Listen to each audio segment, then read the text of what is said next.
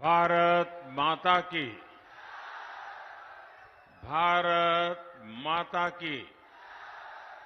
भारत माता की।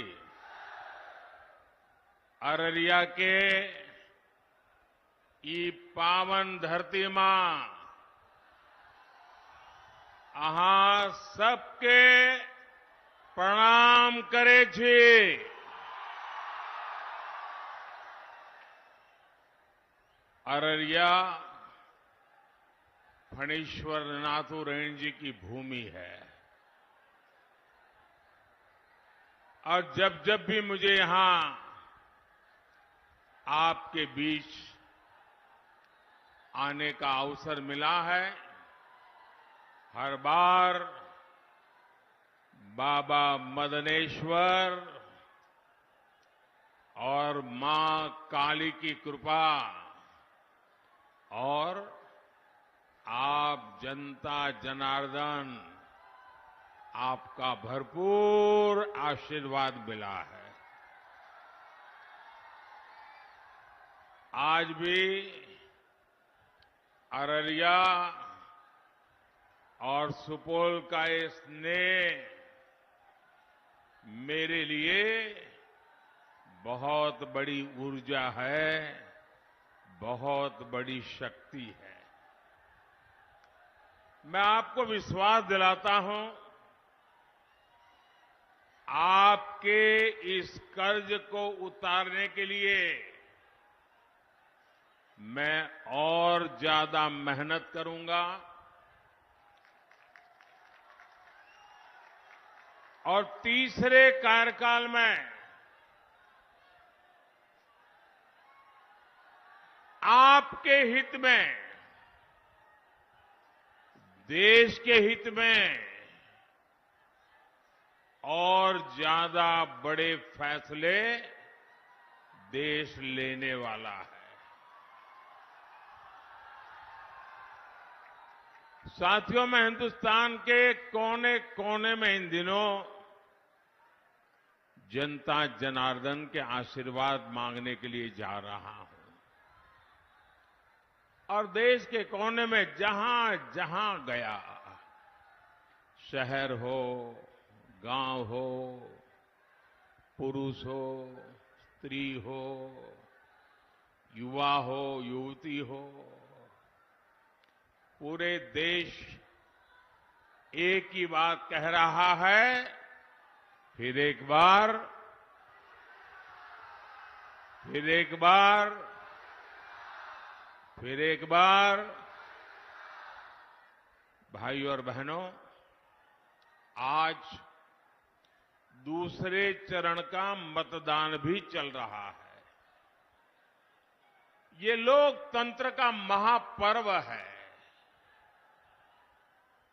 मेरे सभी मतदाताओं से, विशेषकर युवा वोटर से अपील है कि ज्यादा से ज्यादा संख्या में वोट डालने के लिए जाएं। मैं जानता हूं गर्मी का समय है, लेकिन विपरीत परिस्थितियों में भी हमें देश के हित में, लोकतंत्र की मजबूती के लिए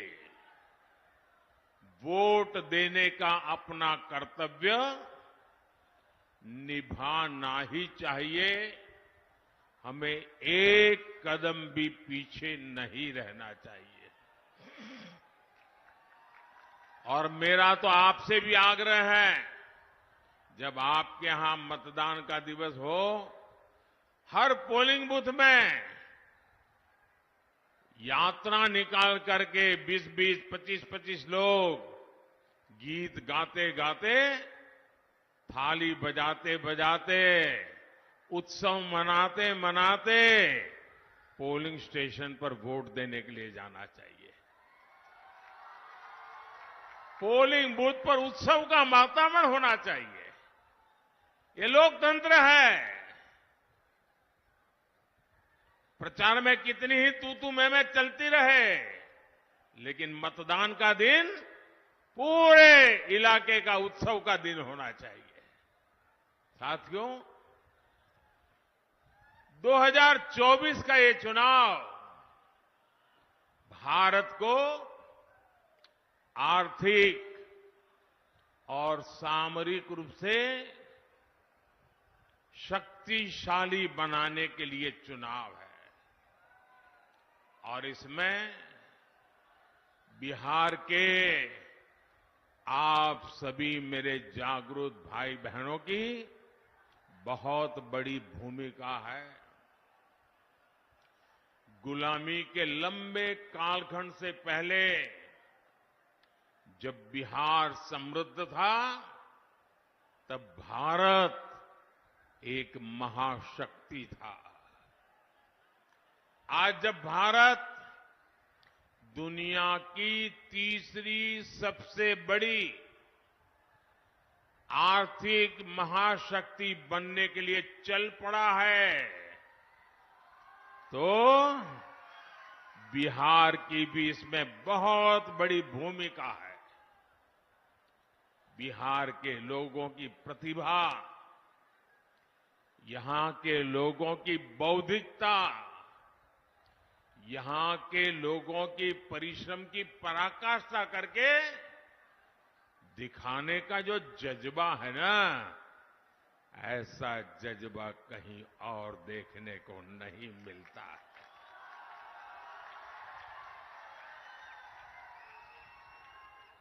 बिहार के इस सामर्थ्य को और बढ़ाने के लिए दिल्ली में आपका ये सेवक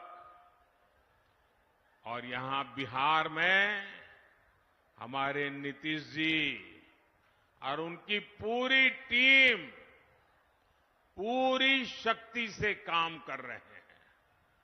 साथियों, आरजेडी कांग्रेस के इंडी गठबंधन को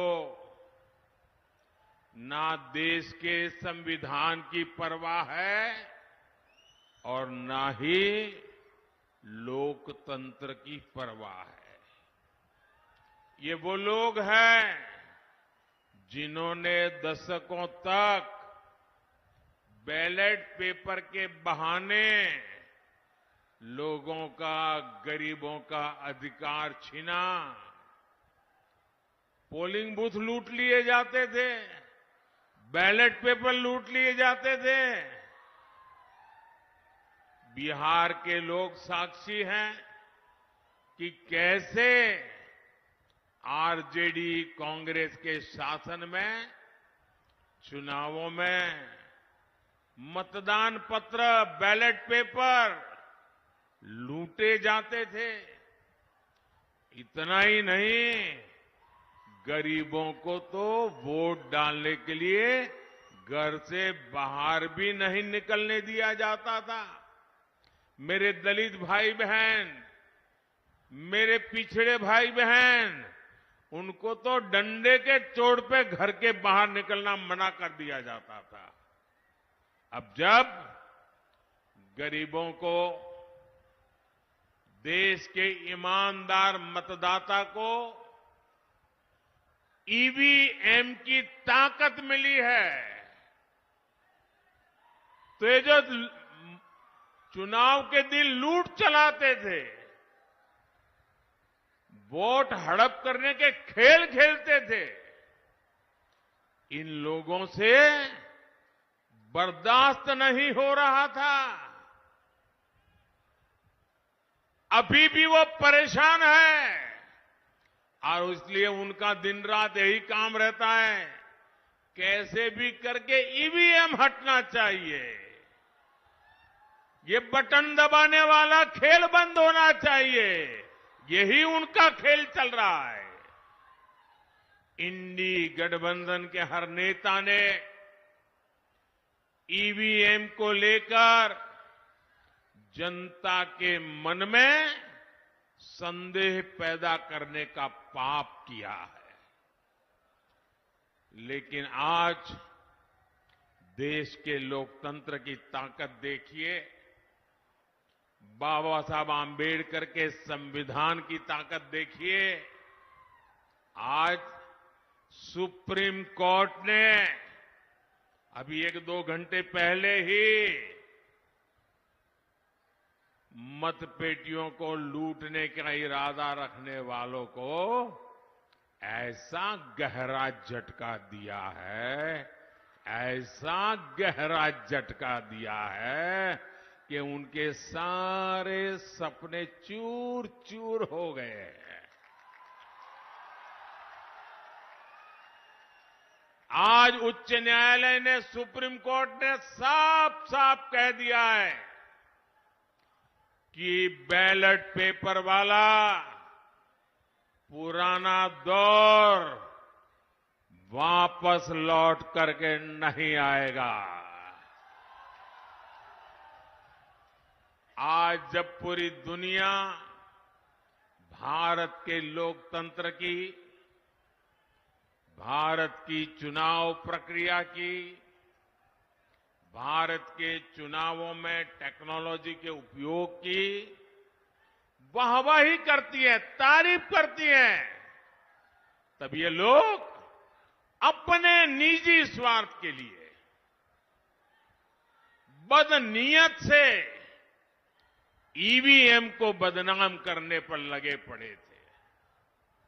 इन्होंने लोकतंत्र के साथ लगातार विश्वासघात करने की कोशिश की है, लेकिन आज इन्हीं लोगों को देश की सर्वोच्च अदालत ने, सुप्रीम कोर्ट ने ऐसा करारा तमाचा मारा है, ऐसा करारा तमाचा मारा है, ये अब मुंह ऊंची करके देख नहीं पाएंगे जी।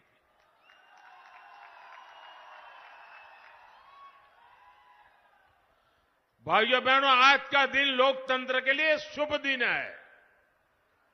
आज का दिन लोकतंत्र के लिए विजय का दिन है। मेरे साथ मैं नारा बुलवाता हूं, बोलिए। मैं कहूंगा लोकतंत्र, आप कहे जिंदाबाद जिंदाबाद। लोकतंत्र, लोकतंत्र, लोकतंत्र। मैं दूसरा नारा बुलाता हूं, बाबा साहब आम्बेडकर अमर रहे, अमर रहे। बाबा साहब आम्बेडकर, बाबा साहब आम्बेडकर, बाबा साहब आम्बेडकर। इंडी गठबंधन के हर नेता को देश की जनता की माफी मांगनी चाहिए। माफी मांगनी चाहिए कि नहीं मांगनी चाहिए? माफी मांगनी चाहिए कि नहीं मांगनी चाहिए? साथियों, आज देश में राजनीति की 2 मुख्य धाराएं बन गई हैं। एक धारा बीजेपी और एनडीए की है, जिसका मकसद है देश के लोगों को सशक्त करना, हर लाभार्थी के दरवाजे तक खुद जाकर उसे लाभ पहुंचे। इसके विपरीत एक ऐसी धारा है कांग्रेस और आरजेडी की, इंडी गठबंधन वालों का मकसद है देश के लोगों से छीनना, उन्हें तरसाकर रखना और खुद की तिजोरी भरना। जैसे कांग्रेस हो या आरजेडी, इन दोनों पार्टियों ने बिहार के लोगों को विकास के लिए तरसा कर रखा। इन दोनों पार्टियों ने मिलकर बिहार के करोड़ों लोगों को दाने दाने का मोहताज बना दिया था। किसी के पास खेत खलिहान है तो नौकरी के बदले उसकी जमीन छीन लो, किसी पास नौकरी है तो तनख्वाह छीन लो, किसी के पास गाड़ी है तो गाड़ी छीन लो, कोई थोड़ा भी सामर्थ्यवान है तो उसका अपहरण करवा लो। यही जंगल राज के दिनों का हाल था। यही आरजेडी और कांग्रेस के शासन का तरीका था। नीतीश जी ने और बीजेपी के लोगों ने और एनडीए के सब साथियों ने बड़ी मेहनत करके बिहार को उस जंगल राज से बाहर निकाला है। अब एनडीए की सरकार मिलकर प्रयास कर रही है कि हर लाभार्थी के दरवाजे पर पहुंचे, उन्हें अपनी योजनाओं से जोड़े। पिछले 10 साल में बिहार के लोगों को 50,000 करोड़ रुपए, ये आंकड़ा याद रखोगे? मेरे बिहार के लोग तो बहुत जागरूक है। मैं जो आंकड़ा बोल रहा हूं याद रखोगे? जरा आप जवाब दे तो मैं बोलूं। जो मैं आंकड़ा बोल रहा हूं याद रखोगे? जो आंकड़ा मैं कह रहा हूं याद रखोगे? 50,000 करोड़ रुपए से ज्यादा डायरेक्ट बेनिफिट ट्रांसफर के तहत सीधा दिल्ली से आप सब लोगों के खाते में भेजे गए हैं। 50,000 करोड़ रुपया। अररिया और सुपौल के किसानों के बैंक खाते में पीएम किसान सम्मान निधि के 1,600 करोड़ रुपए जमा हुए हैं।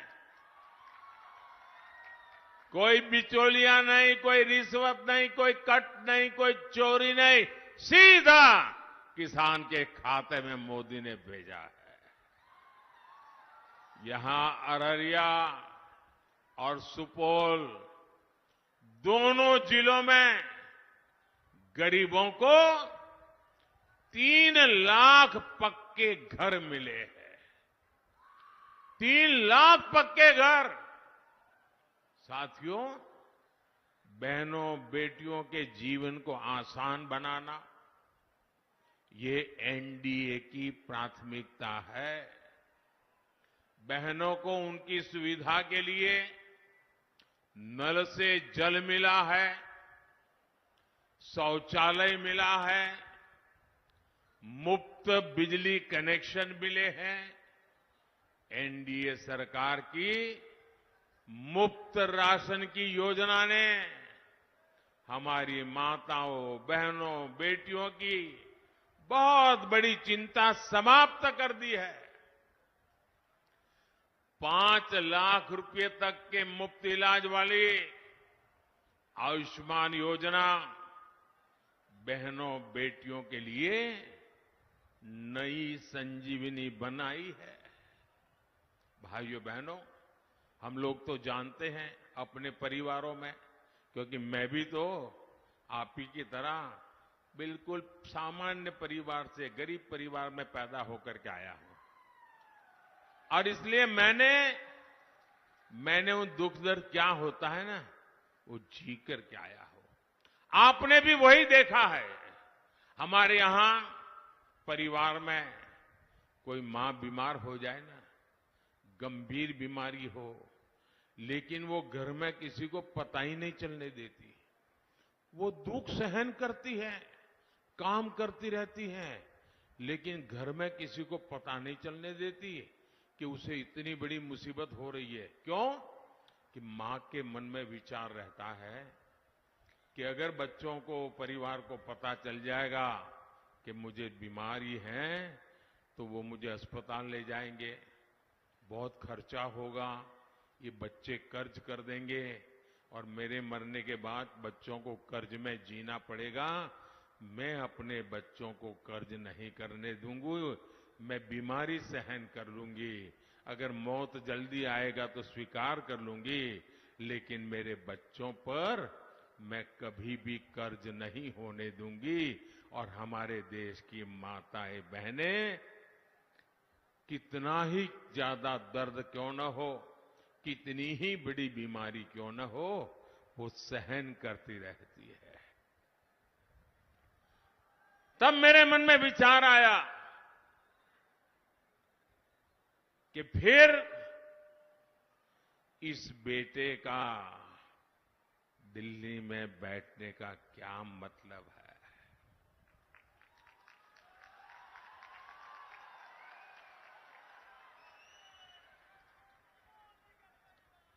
अगर गरीब का बेटा दिल्ली में बैठा है, आपका बेटा दिल्ली में बैठा है, तो हर मां मेरी मां है।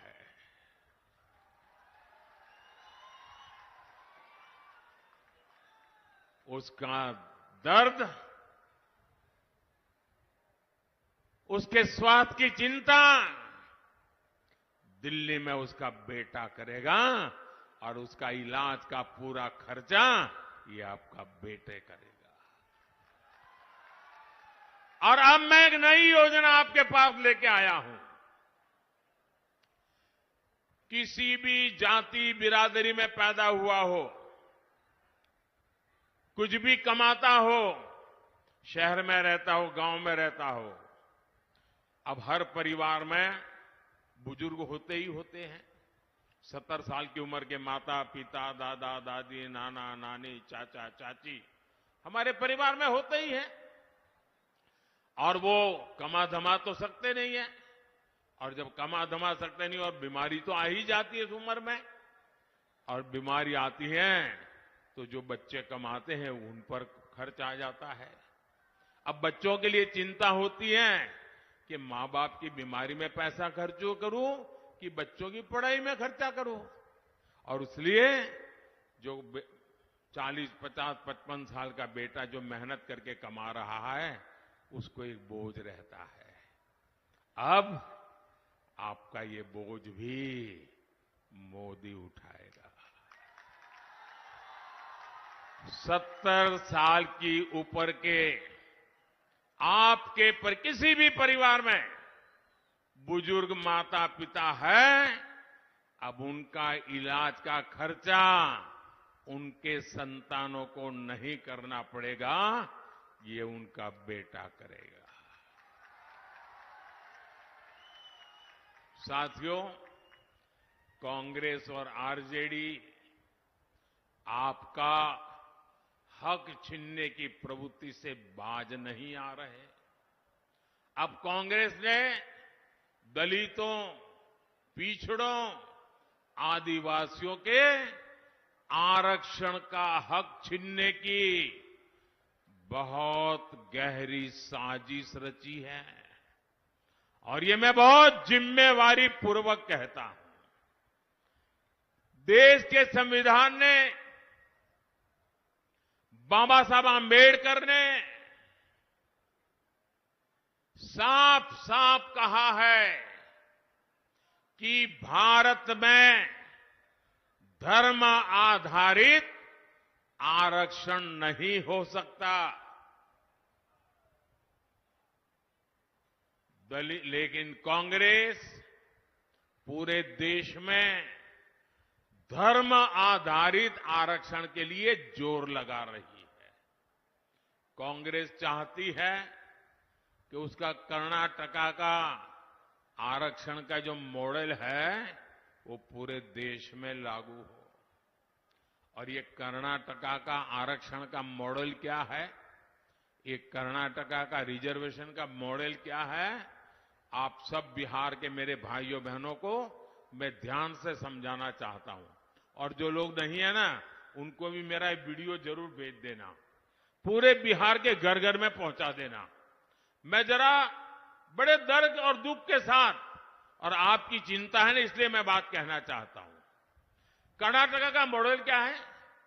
कर्नाटका में कांग्रेस ने ये जो ओबीसी समाज को आरक्षण मिलता है, जो 27% का कोटा है, उसमें से चोरी करने का बहुत बड़ा खेल खेला है। उसमें से काट करके धर्म के आधार पर मुसलमानों को देने का षड्यंत्र किया है।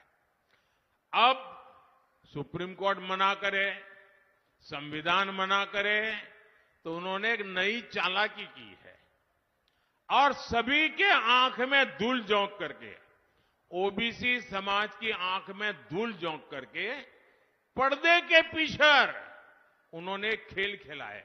उन्होंने क्या किया? रातों रात कर्नाटका में जितने भी मुसलमान समाज के लोग थे, कितने ही अमीर क्यों न हो, कितने ही पढ़े लिखे क्यों न हो, भले कोर्ट में जज बन करके बैठे हो, कोई भी हो, रातों रात उन्होंने एक कागज पे थप्पा मार करके उनको ओबीसी बना दिया, सबको ओबीसी बना दिया। अब परिणाम क्या हुआ? जो ओबीसी समाज के लिए 27% आरक्षण था, उसका बहुत बड़ा हिस्सा इनके खाते में चला गया, और जिस ओबीसी समाज को आरक्षण मिला था, उनका हक सवालिया निशान में फंस गया। इन्होंने ओबीसी के हक पर डाका डाला है, और अब यही काम कांग्रेस यहां बिहार में, देश के और हिस्सों में करना चाहती है। और यहां तो आरजेडी पूरी तरह उनका समर्थन कर रही है। आप मुझे बताइए, आरजेडी ने कांग्रेस के इस पाप के विरुद्ध में एक शब्द भी बोला है क्या? एक शब्द भी बोला है क्या? यानी यहां बिहार के हमारे जो कुर्मी भाई बहन हैं, कुशवाहा भाई बहन है, मंडल है, यादव है, निषाद है, कई सारी हमारी जातियां ओबीसी समाज में आती है, और मैं खुद उसमें से आता हूं, इसलिए मुझे पता है कि हम लोगों की जिंदगी क्या है। ओबीसी जातियों का आरक्षण छीनकर कांग्रेस अपने चहेते वोट बैंक को देना चाहता है। मैं जरा मेरे बिहार के जागरूक नागरिकों से पूछना चाहता हूं, आप मुझे पूरी ताकत से जवाब देंगे? आप सब मुझे जवाब देंगे? जो पीछे खड़े हैं वो भी जवाब देंगे, जो इधर बैठे हैं वो भी जवाब देंगे, जो इतने दूर से मुझे देख नहीं पा रहे वो भी जवाब देंगे। क्या आप ओबीसी के आरक्षण को लूटने देंगे? क्या आप ओबीसी के आरक्षण पर डाका डालने देंगे? क्या आप अपना हक जाने देंगे? आज इनकी नजर ओबीसी के हक पर है, कल कांग्रेस आरजेडी इसी तरीके से एसटी एससी का हक भी छीनने का पाप करेगी, ये मैं आपको चेताना चाहता हूं। साथियों, तुष्टीकरण के दलदल में कांग्रेस आरजेडी जैसी पार्टियां इतनी धंस गई हैं कि उनके लिए संविधान कोई मायने नहीं रखता। संविधान की भावना मायने नहीं रखती, बाबा साहब आंबेडकर की बात मायने नहीं रखती। 2011 में जब दिल्ली में आरजेडी और कांग्रेस की सरकार थी, ये आरजेडी वाले सरकार में थे, तब उस समय के प्रधानमंत्री डॉक्टर मनमोहन सिंह जी की कैबिनेट ने ओबीसी आरक्षण का हिस्सा छीनकर, डाका डालकर धर्म के आधार पर वोट बैंक को आरक्षण देने की मंजूरी दे दी थी। उस समय जागरूक कोर्ट ने इन्हें ऐसा करने से रोक दिया था। बावजूद इसके ओबीसी कोटे से अपने वोट बैंक को आरक्षण देना सुप्रीम कोर्ट के मना करने के बाद भी इन्होंने घोषणा पत्र में रखा। साथियों, जब मैं कांग्रेस द्वारा सिर्फ मुसलमानों को प्राथमिकता दिए जाने की बात करता हूं, इंडी गठबंधन का भेदभावपूर्ण रवैया देश के सामने रखता हूं, तो कुछ लोग आग बबूला हो जाते हैं। उनकी पूरी इकोसिस्टम पिछले एक सप्ताह से मेरे बाल की खाल उधेड़ रही है, मेरे बाल नोच रही है। आज मैं इन सबको चुनौती देता हूं। पहले तो समझ लें, 25 साल हो गए, आपने मुझे बहुत डराने की कोशिश की, अभी तक नहीं डरा पाए हो। अब कोशिश बंद कर दो। साथियों, इन्होंने यहां तक झूठ फैलाया कि अभी डॉक्टर मनमोहन जी ने ऐसा कहा ही नहीं था कि देश के संसाधनों पर पहला हक मुसलमानों का है। लेकिन साथियों, आज डॉक्टर मनमोहन सिंह जी का एक और पुराना वीडियो सामने आया है, जिसमें फिर से वो वही कह रहे हैं कि देश के संसाधनों पर पहला हक मुसलमानों का है। और ये वीडियो सामने आने के बाद कांग्रेस और उसका इकोसिस्टम, जो आए दिन मोदी को गालियां देता था, आज उनको जैसे सांप सूंघ गया है, सांप सूंघ गया है। जो मीडिया पहले के बयान को गलत ठहरा रही थी, उसने भी चुप्पी साध ली है।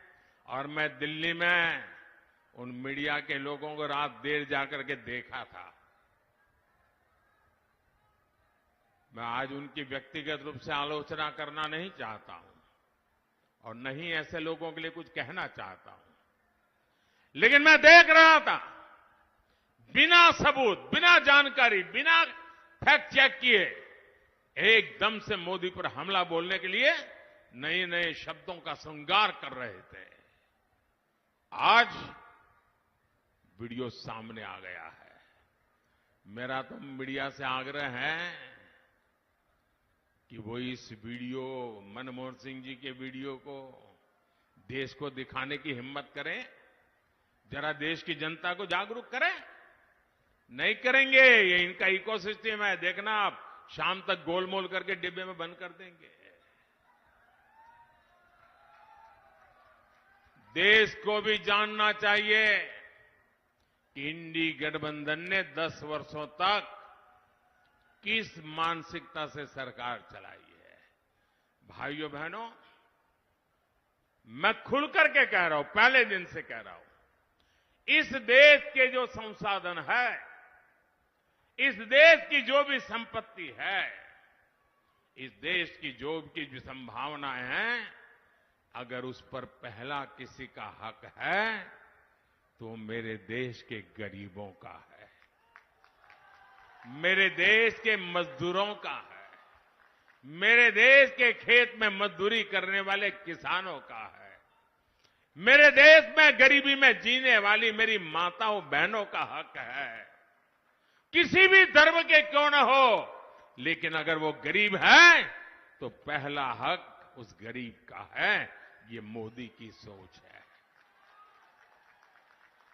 कांग्रेस ने जिस तरह अपनी वोट बैंक पॉलिटिक्स के लिए देश के हिंदुओं के साथ भेदभाव किया, पक्षपात किया, आज कांग्रेस की कलई खुल गई है। साथियों, इस बार भी जो मुस्लिम लीगी घोषणा पत्र कांग्रेस ने जारी किया है, और मैंने पहले दिन कहा था, ये कांग्रेस का मैनिफेस्टो पर मुस्लिम लीग की छाप है। और उसका भी सार यही, सत्ता के लिए छटपटा रहे लोग संविधान तक बदलने की हद तक जा सकते हैं। भाइयों और बहनों, यहां नीतीश जी के नेतृत्व में इतने सालों से हम मिलकर सरकार चला रहे हैं। हर जाति, हर समुदाय, हर धर्म के लोगों के विकास के लिए काम कर रहे हैं। हमने किसी से कुछ नहीं छीना, संविधान के हिसाब से सबको ध्यान रखा। लेकिन कांग्रेस और आरजेडी जैसी पार्टियां अपने स्वार्थ में संविधान की मूल भावना के खिलाफ जा रही है। भाइयों और बहनों, जब कोई भी देश आगे बढ़ता है तो उसके नागरिकों की संपत्ति भी बढ़ती है, उनकी कमाई भी बढ़ती है, उनके अवसर भी बढ़ते हैं। बीते 10 वर्षों में भारत की भी संपदा, भारत के संसाधन कई गुना बढ़े हैं।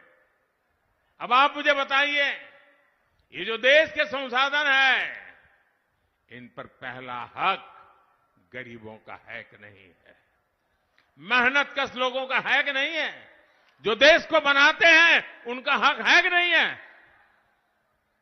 ये हक आपका है और मोदी आपका है। ये हक गरीब का, दलित का, पिछड़े का, आदिवासी का है। लेकिन आरजेडी और कांग्रेस का कहना है कि इन संसाधनों पर पहला हक उनके वोट बैंक का, खास लोगों का है। कांग्रेस ने कहा है कि वो आप लोगों की संपत्ति का, आपकी जमीन का, आपके खेत का, महिलाओं के गहनों का, स्त्री धन का, अरे मंगलसूत्र की भी जांच करवाएंगे। उन्होंने घोषणा की वो एक्सरे लेकर के आए, एक्सरे निकालेंगे अगर सरकार उनकी बनी, और आपके घर में क्या पड़ा है, कहीं गहना दबा के छुपा के तो नहीं रखा, ये सारा हिसाब किताब निकालेंगे। और फिर आपके पास जो भी थोड़ी बहुत संपत्ति होगी वो छीनकर उसे अपने लोग वोट बैंक को दे देंगे। मुझे बताइए, आपके हक का, आपकी मेहनत की कोई भी चीज ये अगर छीनना चाहते हैं, ये खुली लूट होगी कि नहीं होगी? ये खुली लूट होगी कि नहीं होगी? साथियों, हमारे गांवों में सामान्य परिवार के पास कच्चा पक्का छोटा सा घर होता है, खेत खलियान होता है। कई बार खेत घर अपने पुरखों से, माता पिता से मिलते हैं, और कई बार वो खुद भी खरीद लेता है। आप सोचते हैं कि आपके जाने के बाद ये आपकी संपत्ति आपके बच्चों के काम आएगी। लेकिन कांग्रेस ने एक नई योजना बनाई है कि आपकी संपत्ति को भी आप अपने बच्चों को पूरी नहीं दे पाएंगे। वो कहते हैं 50% से ज्यादा, आधे से अधिक संपत्ति ये कांग्रेस वाले कहते हैं कि आरजेडी वाले उनकी सरकार बनेगी तो जब्त कर लेंगे, सब तक छीन लेंगे। आप अपने बच्चे को जो संपत्ति देना चाहते हैं, आपके गुजर जाने के बाद कांग्रेस उस पर 55% टैक्स लगाना चाहती है। और इसलिए आज देश में एक नया नारा गांव गांव से सुनाई दे रहा है, हर गरीब के घर से सुनाई दे रहा है और नारा कह रहा है, कांग्रेस की लूट, कांग्रेस की लूट, जिंदगी के साथ भी, जिंदगी के बाद भी। साथियों, एनडीए गठबंधन की सोच को एनडीए को दिया आपका वोट रोक सकता है। उनको रोकने की ताकत आपके वोट में है। आप मुझे आशीर्वाद दीजिए, मैं जी जान से लड़ूंगा, लेकिन उनके ऐसे मंसूबे पार नहीं हो रहा। साथियों, इस क्षेत्र में नए हाईवे हो, नई रेल हो, नई ट्रेन हो, ऐसे काम हो रहे हैं। पूर्णिया में इथेनॉल प्लांट से किसानों का कितना फायदा हो रहा है। ऐसा ही काम बिहार में नया निवेश लाएगा और निवेश से नौकरी मिलेगी। इसलिए 7 मई को कमल के फूल और तीर चुनाव चिन्ह पर हर बूथ पर भारी मतदान होना चाहिए।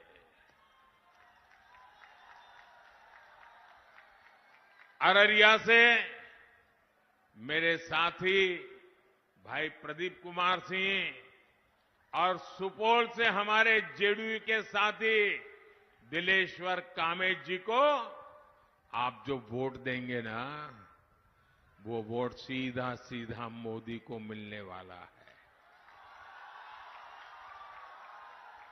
तो घर घर जाएंगे, ज्यादा से ज्यादा वोट करवाएंगे। मेरा एक और काम करिएगा, घर घर जाइएगा और कहिएगा कि मोदी जी आए थे, मोदी जी ने आपको प्रणाम कहा है, मेरा प्रणाम हर घर को पहुंचा देना। मेरे साथ बोलिए, भारत माता की, भारत माता की, भारत माता की। बहुत बहुत धन्यवाद।